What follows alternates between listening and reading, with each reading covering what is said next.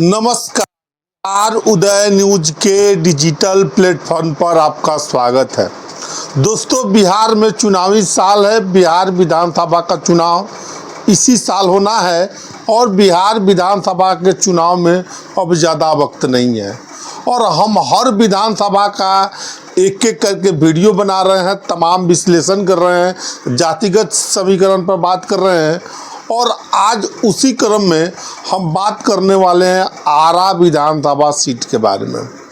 और आरा विधानसभा के सीट के बारे में चर्चा करेंगे, वहाँ के जातीय समीकरण के बारे में बताएंगे, साथ साथ आपको वहाँ के दावेदारों के बारे में बात करेंगे, तमाम बातें बताएंगे। आरा विधानसभा सीट को लेकर अभी बीजेपी के कौन सिटिंग विधायक है, क्या उनका पत्ता कटने वाला है, क्या उम्र उन पर हावी हो रही है, इन सब सारी चीज़ों पर हम चर्चा करेंगे और एक एक करके हम आपको बताएंगे कि आरा विधानसभा का जो समीकरण है क्या हो सकता है आने वाले विधानसभा 2025 में।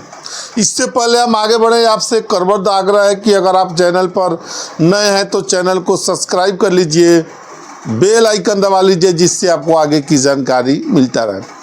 आरा स्वर्ण बहुल सीट मानी जाती है, राजपूतों की अच्छी खासी संख्या है और साथ साथ बता दें कि आरा विधानसभा से अभी वर्तमान में विधायक अमरेंद्र प्रताप सिंह हैं, पूर्व में कृषि मंत्री रहे हैं, बीजेपी के सिटिंग विधायक हैं और अब ऐसी चर्चा है कि आरा से उनका टिकट इस बार कट सकता है।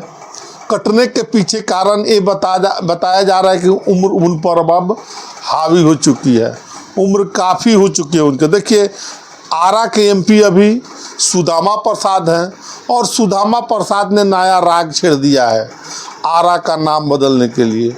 आरा का नाम यूं ही नहीं बदला जा सकता है, आरा का अगर नाम बदला जाता है तो आरा में बवाल हो सकता है। देखिए, आरा के पीछे नाम बदलने के कारण करें कि किसी कॉमरेड के नाम पर रख दिया जाए तो वहाँ के जो स्वर्ण जाति हैं वो चुप नहीं बैठेंगे। अब हम बता दें, आज जैसे कि मैंने बताया कि बीजेपी के अभी विधायक है सिटिंग अमरेंद्र प्रताप सिंह, उनकी उम्र हो चुकी है। अब ऐसी चर्चा है कि उनका टिकट कट सकता है। देखिए, अब हम चर्चा करेंगे, उससे पहले हम थोड़ा सा आपको एक जातीय समीकरण बता देते हैं। इस सीट पर कुशवाहा और राजपूतों का बोलबाला है। राजपूत काफ़ी संख्या में है, राजपूत यहाँ से जीतते आए हैं चुनाव हमेशा और आपने देखा ही होगा कि काराकाट का इफेक्ट लोकसभा चुनाव में देखने को मिला, आरा में भी। और वहाँ के जो आर.के. सिंह खड़े हुए थे, कौन आल में कहा आए बाद में ना इतना नहीं हो जाए, जब काम करिए तब डबल डबल कर लेके ना जाते बाद में ना इतनी।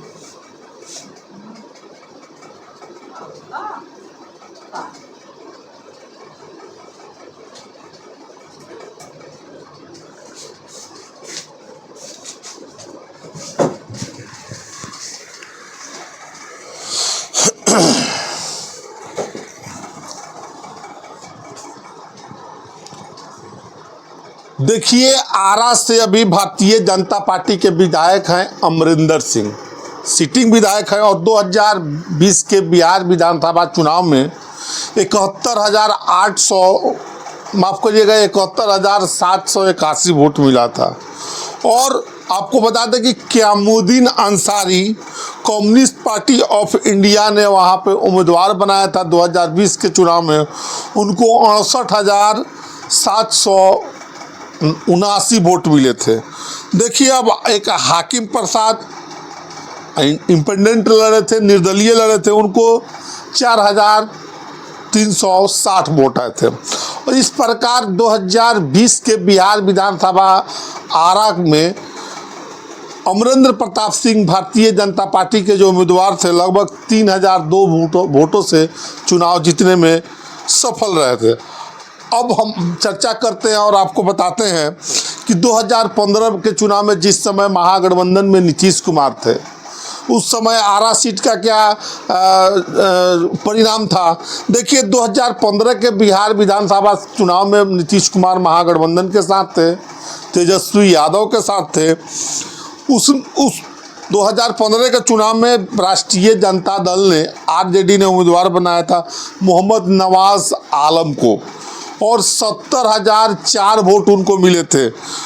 भारतीय जनता पार्टी 2015 के चुनाव में अमरेंद्र प्रताप सिंह को उम्मीदवार बनाई थी, उनको 69,330 वोट मिले थे। फिर से क़यामुद्दीन जो कम्युनिस्ट पार्टी ऑफ इंडिया थी, कम्युनिस्ट पार्टी ऑफ इंडिया, उनको 5,035 वोट मिले थे। इस प्रकार राष्ट्रीय जनता दल आरजेडी के मोहम्मद नवाज आलम को 70,004 वोट मिले थे। इसके साथ उन्होंने 606 वोटों से चुनाव 2015 के चुनाव में जीतने में सफलता दर्ज की थी। अब हम थोड़ी सी चर्चा कर लेते हैं 2010 के बिहार विधानसभा में। आरा के बिहार विधानसभा चुनाव में क्या हुआ था, देखिए अमरेंद्र प्रताप सिंह लगातार वहां से चुनाव लड़ रहे हैं। और आपको बता दें कि 2010 के चुनाव में भारतीय जनता पार्टी ने अमरेंद्र प्रताप सिंह को फिर से उम्मीदवार बनाया और 56,054 वोट, माफ करिएगा 56,504 वोट मिले। और श्री कुमार सिंह को लोक जनशक्ति पार्टी ने उम्मीदवार बनाया था, उनको 37,564 वोट मिले थे। Meena Tiwari communist Party of India से चुनाव लड़ी थी, उनको 5,314 वोट आए थे। इस प्रकार अमरेंद्र प्रताप सिंह, आपको बता दें, बड़े मार्जिन से चुनाव जीते थे 2010 के चुनाव में और 18,940 वोटों से चुनाव अमरेंद्र प्रताप सिंह चुनाव जीत गए थे।